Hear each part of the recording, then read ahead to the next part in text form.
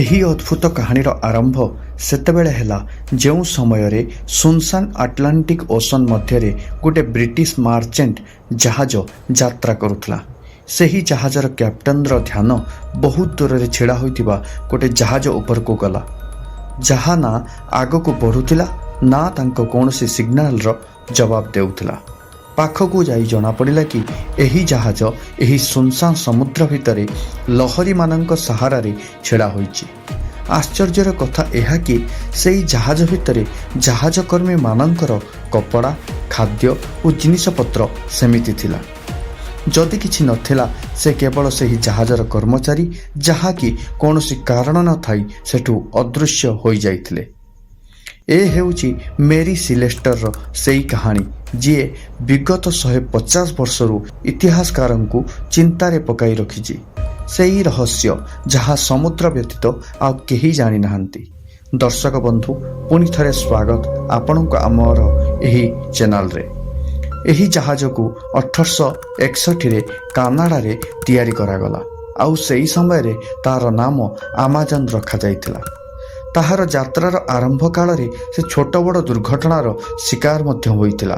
ଏଥିପାଇଁ ଏହି ଜାହାଜ ଦୁର୍ଘଟଣା ପାଇଁ ବହୁତ ଚର୍ଚ୍ଚିତ ମଧ୍ୟ ଥିଲା, କିନ୍ତୁ ଏତେ ଯାଏଁ ସେ କୌଣସି ବଡ଼ ଦୁର୍ଘଟଣାର ଶିକାର ହୋଇନଥିଲା। ସେ ତାହାର ସ୍ଥାନ ବଦଳାଇ ଯେତେବେଳେ ତାହାର କ୍ୟାପ୍ଟେନ ତାକୁ ନେଇ ବେଞ୍ଜାମିନ ବ୍ରିକ୍ସ ପାଖରେ ପହଞ୍ଚିଲେ, ସେ ସମୟରେ ତାହାର ନାମ ମେରୀ ସିଲେଷ୍ଟ ରଖାଗଲା।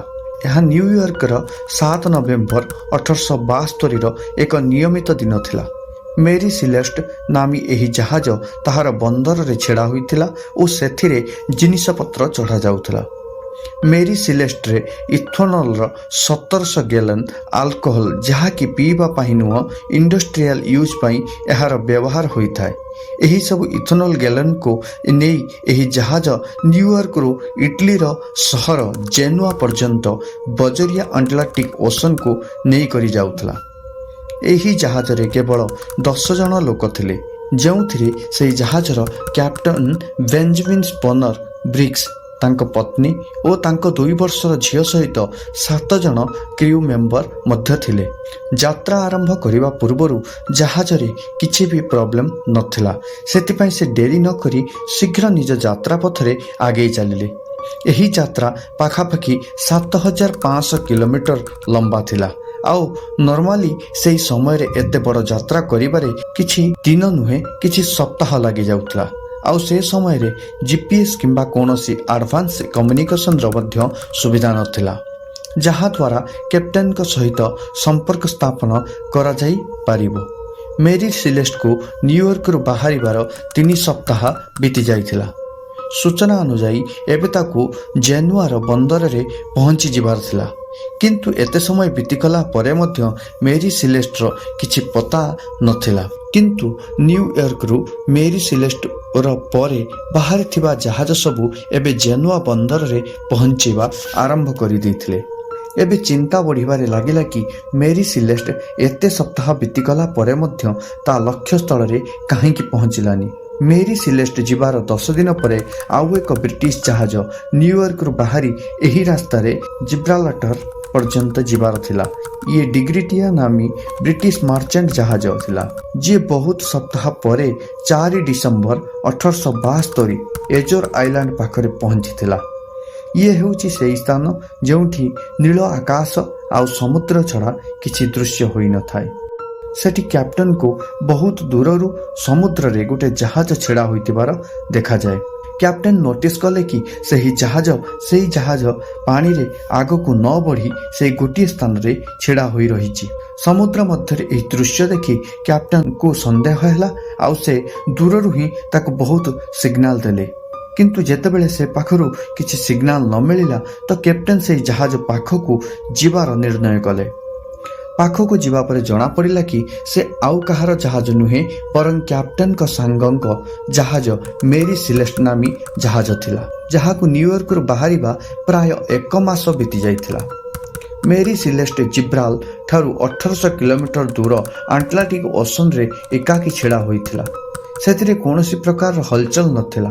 ଡିଗ୍ରିଟିଆର କ୍ୟାପ୍ଟେନ ତାଙ୍କ କ୍ରୁ ମେମ୍ବରକୁ ମେରୀ ସିଲେଷ୍ଟ ଭିତରକୁ ପଠାଇଲେ। ଯେଉଁଠି ସେମାନେ ଏହା ଦେଖି ଆଶ୍ଚର୍ଯ୍ୟ ହୋଇଗଲେ ଯେ ଜାହାଜ ଭିତରେ କେହି ବି ନାହାନ୍ତି। 1 ମାସ ପୂର୍ବରୁ ଯାହା ନ୍ୟୁୟର୍କରୁ 10 ଜଣ ଲୋକଙ୍କୁ ନେଇ ବାହାରିଥିଲା, ଶେଷରେ ସେ ଲୋକମାନେ ସମୁଦ୍ର ମଝିରେ କୁଆଡ଼େ ଅଦୃଶ୍ୟ ହୋଇଗଲେ। ଏହି ପ୍ରଶ୍ନ ଏବେ ଡିଗ୍ରିଟିଆର କ୍ୟାପ୍ଟେନକୁ ମଧ୍ୟ ଚିନ୍ତାରେ ପକାଇଦେଲା। ପ୍ରଥମେ ତ ତାଙ୍କୁ ଲାଗିଲା କି ଜାହାଜରେ କିଛି ଦୁର୍ଘଟଣା ହୋଇଛି, କିନ୍ତୁ ସେ ଯେତେବେଳେ ମେରି ସିଲେଷ୍ଟର ଅନୁଧ୍ୟାନ କଲେ, ପାଇଲେ କି ପୁରା ଜାହାଜ ସମ୍ପୂର୍ଣ୍ଣ ଭାବରେ ଠିକ୍ ଥିଲା। କ୍ୟାପ୍ଟେନ ତାଙ୍କ ଫ୍ୟାମିଲିର ସବୁ ଜିନିଷ ଓ ତାଙ୍କ କ୍ରୁ ମେମ୍ବରର କପଡ଼ା ମଧ୍ୟ ଅନଟଚ୍ ଅବସ୍ଥାରେ ଥିଲା। ଖାଲି ଏତିକି ନୁହେଁ, ଯେଉଁ ସବୁ ସାମାନ ସେ ନେଇ ଜେନୁଆ ପର୍ଯ୍ୟନ୍ତ ଯାଉଥିଲେ ସେ ମଧ୍ୟ ସେମିତି ଅବସ୍ଥାରେ ଥିଲା ଓ ଜାହାଜରେ କ୍ରୁ ମେମ୍ବରଙ୍କ ପାଇଁ ଯେଉଁ ଖାଦ୍ୟ ଥିଲା ସେ ମଧ୍ୟ ସେମିତି ରହିଥିଲା। ଆଉ ଟିକେ ଯାଞ୍ଚ କଲା ପରେ କ୍ୟାପ୍ଟେନଙ୍କ ରୁମ୍ରୁ ଗୋଟେ ଲଗ୍ ବୁକ୍ ମିଳିଲା। ଏହି ଲଗ୍ ବୁକ୍କୁ ଜାହାଜର କ୍ୟାପ୍ଟେନ ତାଙ୍କ ପାଖରେ ରଖନ୍ତି, ଯାହାକି ତାଙ୍କ ଜାହାଜର ମେଣ୍ଟେନାନ୍ସ ସବୁ ଡିଫେକ୍ଟ ବିଷୟରେ ଲେଖା ହୋଇଥାଏ। ସେହି ଲଗ୍ ବୁକ୍ରେ ମେରି ସିଲେଷ୍ଟର କ୍ୟାପ୍ଟେନ ଲାଷ୍ଟ ଏଣ୍ଟ୍ରି 25 ନଭେମ୍ବର ସକାଳ 8ଟା ସମୟରେ କରିଥିଲେ। ମାନେ ଯେଉଁଦିନ ଏହି ଜାହାଜ ଏହିଭଳି ଅବସ୍ଥାରେ ମିଳିଲା ତାହାର ଠିକ୍ 10 ଦିନ ପୂର୍ବରୁ। ଏହାର ଅର୍ଥ ହେଲା 10 ଦିନ ହେବ ଏହି ଜାହାଜ ସୁନସାନ ଆଟଲାଣ୍ଟିକ୍ ଓସନ୍ ମଧ୍ୟରେ ଛିଡ଼ା ହୋଇଥିଲା। ଡିଗ୍ରେଟିଆର କ୍ୟାପ୍ଟେନ ଏହିସବୁ ଦୃଶ୍ୟ ଦେଖୁ ତ ଥିଲେ, କିନ୍ତୁ ସେ କିଛି ବି ବୁଝିପାରୁନଥିଲେ। ଏହି ସମୟରେ ତାଙ୍କ ନଜର ଲାଇଫ୍ ବୋଟ୍ର ସେକ୍ସନ ଉପରେ ପଡ଼ିଲା, କିନ୍ତୁ ତାଙ୍କୁ ଲାଇଫ୍ ବୋଟ୍ ସେଠି ମିଳିଲା ନାହିଁ। ଏହାର କେବଳ ଏହି ଅର୍ଥ ହୋଇପାରେ ଜାହାଜରେ ଏମିତି କିଛି ହୋଇଥିଲା ଯାହାଫଳରେ ଲୋକମାନେ ନିଜ ଜୀବନ ବଞ୍ଚାଇ ସେଠୁ ଲାଇଫ୍ ବୋଟ୍ରେ କୁଆଡ଼େ ପଳାଇଲେ।